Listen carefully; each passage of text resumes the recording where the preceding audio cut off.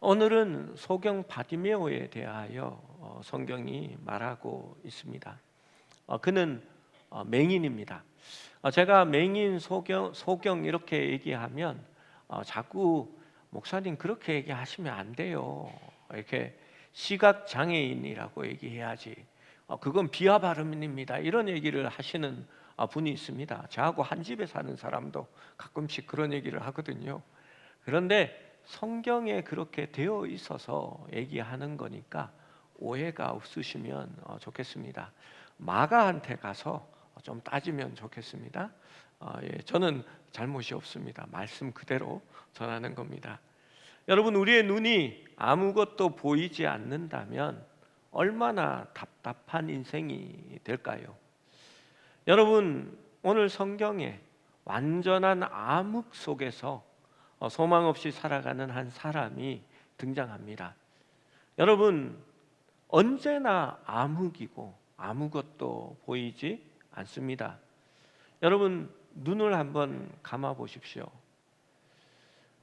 이 암흑이 도화지의 단면적인 그런 검은색이 아니라 깊고 깊은 그러한 암흑입니다. 그 깊이가, 넓이가 세상의 끝까지 펼쳐져 있습니다. 여러분, 내 옆에 있는 사람도 암흑이고, 사랑하는 이도 검은 암흑이고, 포근한 품을 가진 엄마도 암흑이었습니다. 여러분, 이제 눈을 한번 떠보십시오. 잠을 청했던 분들은 아쉬울 것이고, 정말 암흑을 경험하신 분들은 조금 환하다, 시원하다 느끼실 겁니다. 아기의 미소도, 파란 하늘빛도 존재하지 않습니다. 전부 다 검은색일 뿐입니다. 여러분, 그런데 이 암흑이 무언가가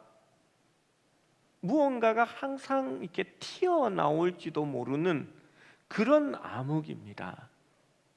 그냥 안심하고 편한 것이 아니라 늘 움직이면 뭐가 와서 이렇게 퍽 부딪히는 그런 것 말입니다. 저는 두 눈을 뜨고도 이렇게 잘 부딪힙니다. 특별히 산에 갈 때 이렇게 모자를 쓰잖아요. 그럼 모자가 창이 있습니다. 그러면 이렇게 위에 난 이렇게 가로지르는 가지 같은 거, 나무 가지가 있잖아요.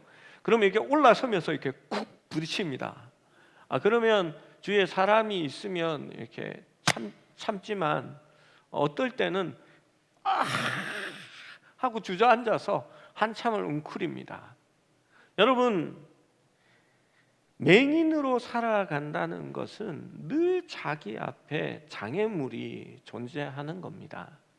여러분, 게다가 이 당시에 맹인에 대한 생각이 어떠했냐 하면요, 그 당시에 그 한센병, 나병이나 이 맹인 같은 경우에는 죄 때문에 하나님의 저주를 받아 그렇게 태어난다는 편견을 가지고 있을 때입니다. 요한복음 9장에 보면 제자들이 예수님께 이런 질문을 합니다. 나면서 소경된 자는 누구의 죄 때문입니까? 그 부모의 죄입니까? 아니면 그 사람 때문입니까? 라고 말합니다. 여러분, 얼마나 고단하고 괴로운 인생이었을까요? 그가 이 여리고성에 있었습니다. 예수님의 일행은 이제 여리고에 이르렀습니다. 여러분, 북쪽에 있는 갈릴리에 사는 사람들, 나사렛에 있는 사람들이 이렇게 여기에 요단강이 이렇게 흐르고 있으면 요단강 서편을 따라 그냥 쭉 내려오면 예루살렘까지 산 이렇게 능선을 따라 이렇게 내려올 수 있습니다. 그런데 왜 서쪽을 따라 쭉 내려오지 않고 동쪽으로 강을 건너서 베레아 지역으로 내려오냐 하면요, 요 중간에 사마리아가 있기 때문입니다. 사마리아인은 이방인처럼 취급되었고 그들과 유대인들은 상종하는 것을 원하지 않았습니다. 그래서 사마리아를 거치게 되면요, 이 사람들은 지난번에 말씀드렸던 것 같이 요 사마리아 경계를 탁 넘어서면 이렇게 넘어서기 전에 먼저 흙을 다 털어냅니다. 다 털어내고요, 티끌 하나도 그 더러운 땅에서 하나님의 약속된 땅으로 묻혀오지 않겠다라고 생각한 겁니다. 그래서 이 사람들은 사마리아를 거치지 않고 강을 건너 베레아로 내려와서 예루살렘이 다 갈 즈음에 다시 강을 건너게 됩니다. 그리고 높은 예루살렘까지 언덕을 올라가게 되는 거지요. 요단강을 건너면 첫 번째 만나게 되는 도시가 여리고 성입니다. 여리고란 뜻은 향기라는 뜻을 가지고 있습니다. 이 여리고는 그 사막 기후인 광야에 이 오아시스가 있는 그러한 도시가 여리고입니다. 그래서 종려나무 숲이라는 그러한 뜻을 그러한 의미를 가지기도 했고요. 그 여리고는 장미로 유명했습니다. 그 광야 속에서 아름다운 꽃들이 피어나는 곳이었습니다. 여러분, 그런데 그런 아름다운 도시에 살고 있어도 그것을 누릴 수도 없고 보지도 못하는 바디메오였습니다. 그는 얼마나 답답한 인생이었을까요? 그는 보지 못했을 뿐만이 아니라 성경에 거지 맹인 바디메오라고 기록되어 있습니다. 고대 세계에서 맹인은 생활 능력이 없으니까 자동적으로 거지가 될 수밖에 없었습니다. 10장 46절 말씀을 같이 읽어봅니다. 10장 46절 시작. 그들이 여리고에 이르렀더니 예수께서 제자들과 허다한 무리와 함께 여리고에서 나가실 때에, 상반절까지의 말씀입니다. 여러분, 여기에서 먼저 디메오의 아들인 맹인 거지 바디메오가라고 적고 있습니다. 성경에서 바디메오는 디메오의 아들이라는 뜻입니다. 자기의 이름으로 불리는 것이 아니라 보통은 누구의 아들이라는 이름으로 불리게 됩니다. 바요나 시모나라고 얘기하면 요나의 아들 시모나라는 뜻이 되어지는 거지요. 여러분, 그의 이름이 성경책에 분명하게 기록되어 있습니다. 여러분, 왜 이름이 기록되어 있을까요? 성경에 많은 사람들이 어떤 나병 환자 하나가, 어디에 있는 여인 하나가, 사마리아의 우물가의 여인 하나가 라는 식으로 표기되는데, 이 바디메오는 이름이 떡하니 기록되어 있습니다. 이 바디메오가 마가가 복음서를 기록할 그 무렵에 그들의 공동체 신자들이 그를 잘 알고 있었고 그가 교회 안에 있었다라는 가능성이 매우 높다는 사실입니다. 이것은 마가가 친숙한 신자 바디메오의 회심의 이야기를 전하는 방법같이 보여집니다. 여기서 바디메오가 위치한 장소 정보를 우리는 알 수 있습니다. 여리고에서 나가실 때에, 그 나가실 때에 길가에 있었다라는 말은 성문 옆에 그가 앉아 있었다라는 의미입니다. 예수님의 방향은 베다니에서 요단강을 건너서 여리고로 들어가셨다가 이제 예루살렘을 향하여 나가고 있습니다. 그러면 이 바디메오는 예루살렘 쪽으로 향한 성문 곁 길에서 지금 구걸을 하고 있는 것입니다. 장사를 하든지 구걸을 하든지 중요한 것은 목이 좋아야 합니다. 여러분, 사람들이 많이 지나다니면 좀 더 나은 수입을 얻을 수 있는 거지요. 모든 사람이 반드시 그 성을 나가고 들어오려면 지나야 하는 곳이 지금 바디메오가 있는 성문 곁입니다. 그는 그 길가에서 구걸을 하고 있는 겁니다. 그런데 그 길가는 많은 소식을 들을 수 있는 것도 바로 성문 옆 그 길가입니다. 여러분, 그가 최근에 들었던 가장 희망적인 소식이 무엇일까요? 세례 요한은 여리고 바로 옆에 있는 요단강에서 세례를 베풀었습니다. 그리고 세례 요한은 헤롯에 의해 감옥에 갇히게 됩니다. 그는 예수님께 사람을 보내 묻습니다. 오실 그이가 당신이 오니까 우리가 다른 사람을 기다려야 합니까? 그때 누가복음 7장 22절에 이렇게 말씀합니다.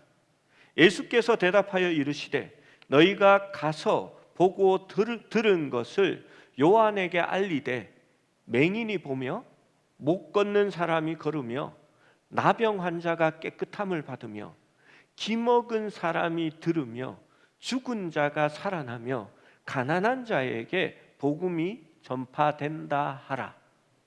여러분, 여기에 맹인이 보며 못 걷는 자가 걸으며 라는 그 단어가 있습니다. 그런데 그것이 무엇이냐 하면 너희가 보고 들은 내용입니다. 그것을 요한에게 알리라라고 말합니다. 여러분, 그 보고 들은 그 소식을 바디메오는 듣지 못했을까요? 세례 요한이 세례를 주던 그 요단강은 여리고와 가장 가까운 곳이었습니다.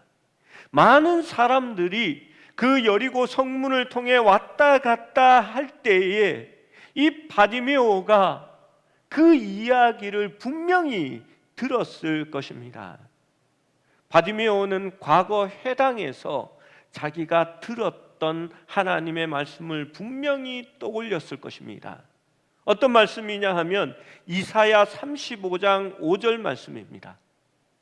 메시아 그 왕이 임할 때에 그때에 맹인의 눈이 밝을 것이며 못 듣는 자의 귀가 열릴 것이며 그때에 저는 자는 사슴과 같이 뛸 것이며 말 못하는 자의 혀는 노래하리니라고 이사야 말씀에는 메시아 오심에 대하여 기록하고 있는 것입니다.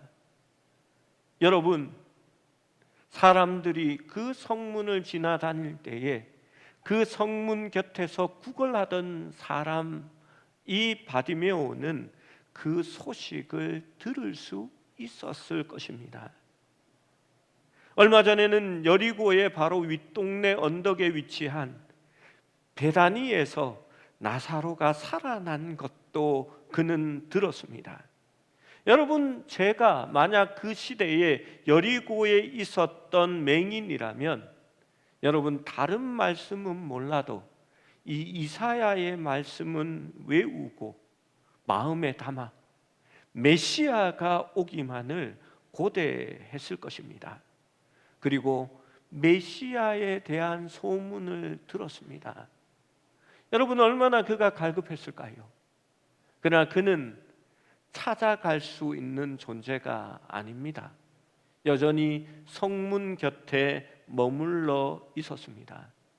예수님에 관한 왕 대신 그리스도가 오셨다는 소식을 들었지만 예수님은 갈릴리 주변에서 사역하고 계시고 다시 오지는 않았습니다.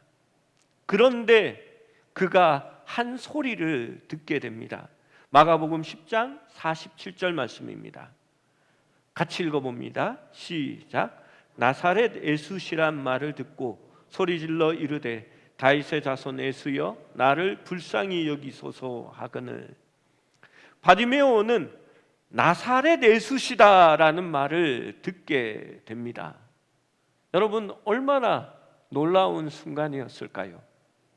그런데 그가 들은 것은 나사렛 예수시다라는 말이었습니다. 그런데 그가 들은 것을 말할 때에는 이렇게 말합니다. 다윗의 자손 예수여.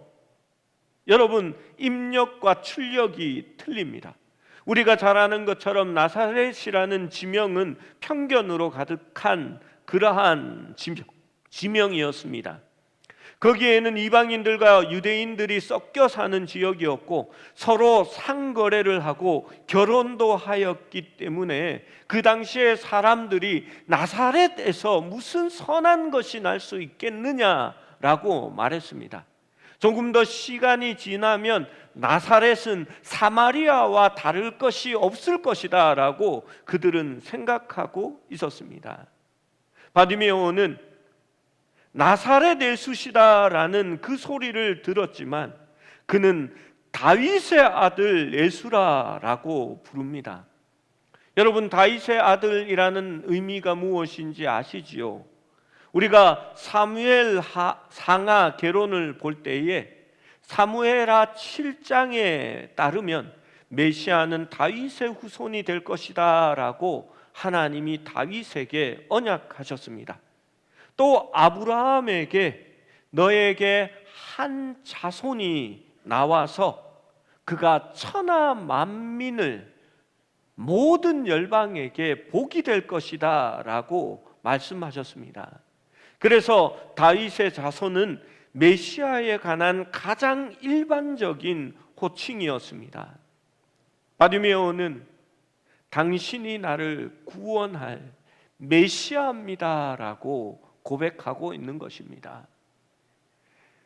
메시아가 올 때에 맹인의 눈이 밝을 것이며 못 듣는 자의 귀가 열릴 것이며 벙어리의 혀가 노래할 것이라는 것을 그는 기대하고 예수님을 부르고 있는 것입니다.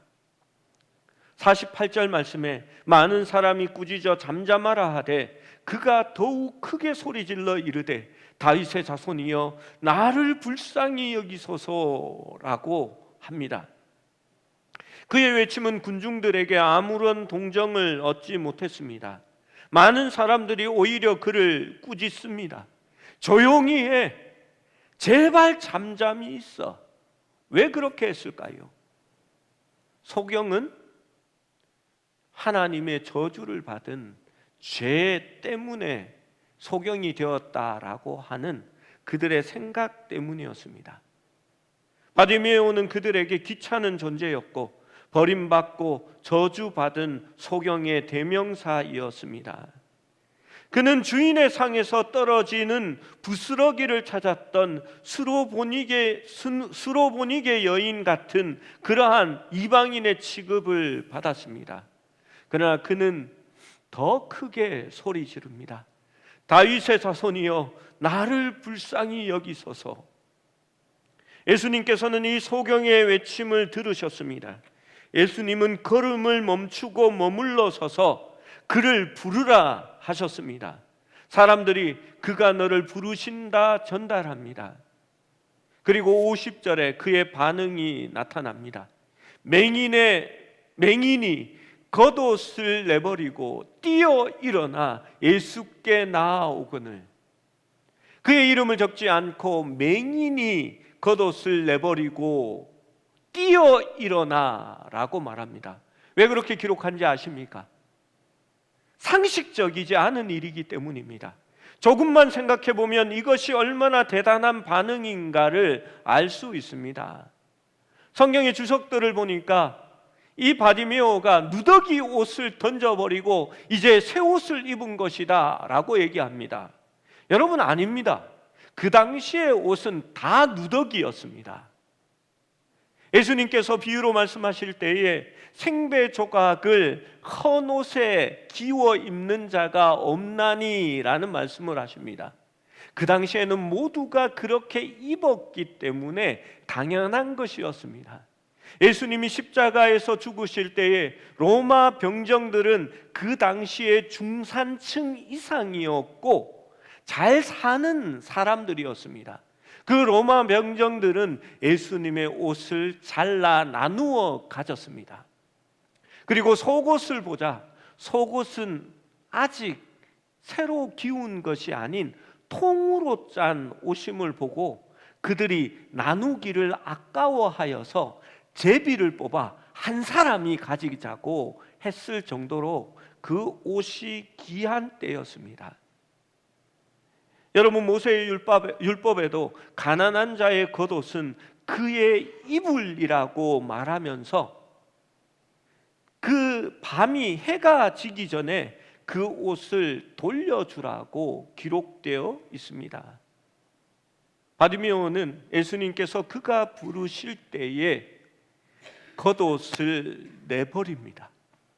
어떠한 것도 자기에게 그 부르심보다도 중요하지 않았기 때문입니다.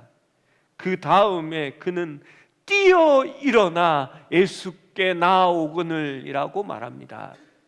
여러분, 말씀드렸지 않습니까? 눈앞이 보이지 않으면 여러분 어떻게 합니까? 갑자기 어두운 곳에 들어가면은요, 여러분 막 뛰어서 막 이렇게 나오십니까? 그렇지 않잖아요. 먼저 일어날 때부터 위에 뭐가 있는지 이렇게 더듬게 됩니다. 왜냐하면 늘 부딪히고 이렇게 피가 나고 다치는 것이 어릴 적부터 일상이었기 때문에 그것은 습관이요 행동의 양식으로 자리 잡혀 있습니다. 앞으로 나아간다는 게 쉽습니까? 무언가를 두들겨 봐야 되고 손을 내밀어 더듬으면서 발끝에 어떻게 다른 단차나 혹은 다른 것이 있지 않은지 그렇게 나아가야 합니다. 그런데 바디메오는 그러지 않았습니다. 그는 뛰어 일어나 그의 겉옷을 내버리고 예수께 나아가는 것입니다. 예수님에 대한 그의 갈망이 얼마나 간절했는지를 볼 수가 있습니다. 51절 52절 말씀을 함께 읽어봅니다. 시작.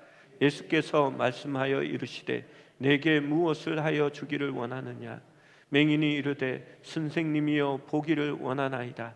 예수께서 이르시되 가라, 내 믿음이 너를 구원하였느니라 하시니 그가 곧 보게 되어. 예수님의 이 치유의 선포가 단순히 보게 한 것뿐만이 아니라 구원까지 포함된다는 것을 우리는 알고 있습니다. 그는 시력을 되찾았고 보게 되어 길가에 앉은 자가 아니라 이제 길에서 예수를 따르는 자가 되었습니다. 여러분, 마가복음은 변화산상을 통하여서 정확하게 둘이 포개지는 구조를 가지고 있습니다. 여러분, 이 바디메오 이야기와 포개지는 한 이야기가 무엇인지 아십니까? 부자 청년의 이야기입니다. 그 부자 청년은 자신의 가진 것이 많아서 그것을 가난한 자들에게 나누어 주고 너는 나를 따르라 할 때에 그는 따르지 못했습니다. 그는 예수님께 등을 돌리고 심히 고민하면서 예수님을 떠나가 버립니다. 그런데 이 바디메오에게 구원이 임할 때에 예수님은 거꾸로 얘기합니다. 가라, 너 믿음이 너를 구원하였느니라. 여러분, 바디메오는 그럼에도 불구하고 예수님을 따르게 됩니다. 길에서 예수님을 쫓았다라고 기록하고 있습니다. 여러분, 그가 그 길에서 예수님이 예루살렘을 향하여 올라가는 그 길을 따라갔습니다. 그는 그 언덕 꼭대기에서 승리의 입성을 보았을 것입니다. 그는 일주일 내에 예수님을 따랐을 것이고 그 길의 마지막 끄트머리에서 십자가 앞에 서게 되었을 것입니다. 아마도 그는 주님의 부활 후에 교회의 몸을 이루는 그리스도인의 증인이 되었을 것이고 이것이 그의 이름이 여기에 적혀진 이유일 것이고 마가의 공동체에서 그의 이름을 기억하고 있는 이유일 것입니다. 아무데도 갈 수 없는 사람, 앞을 볼 수 없어 거지처럼 꼼짝 못하는 사람, 예수님께서 찾아오시기 전까지는 소망이 없는 사람, 그것이 바디메오요 또한 모든 죄인들의 모습이 아니겠습니까? 우리는 죄로 말미암아 하나님을 볼 수가 없었고 주님께로 나아갈 수도 없었습니다. 그런데 하나님께서, 예수님께서 우리에게 찾아오셔서 우리에게 빛을 보여주셨습니다. 우리가 다윗의 자손이여 우리를 불쌍히 여기소서라고 부르짖을 때에 예수님께서 우리의 그 소리를 들어주신 것입니다. 우리가 고난주간 부활절까지 불렀던 임내 찬양, 그리스도 나의 참 소망이라는 가사를 기억하시지요? 깊은 절망의 수렁 가운데 주님께 닿을 수 없었던 우리, 어둠 밤중에 하늘을 향해 주의 이름 나 부를 때 어둠을 뚫고 오신 주 사랑, 나의 절망 거두셨네. 저는 이 찬양이 바디메오의 찬양이자 곧 우리의 찬양이라고 생각되어집니다. 사랑하는 여러분, 우리도 죄악된 세상 가운데서, 그 죄악의 암흑 가운데서 주님을 만났고 그 은혜가 우리의 눈을 뜨게 하였고 세상의 사람들이 보지 못하는 것을 우리는 지금 보고 있는 것입니다. 그렇다면 우리의 삶에도 그리스도를 쫓아가야 하는 그러한 필요가 있지 않을까요? 주님의 은혜를 받은 우리가 주님과 동행하는 것이 마땅하지 않을까요? 예수님은 우리에게 그것을 원하십니다. 우리의 시선이 주님께 고정되어 주님을 쫓아갈 수 있는 그러한 모습이 될 수 있기를 주님의 이름으로 축원합니다.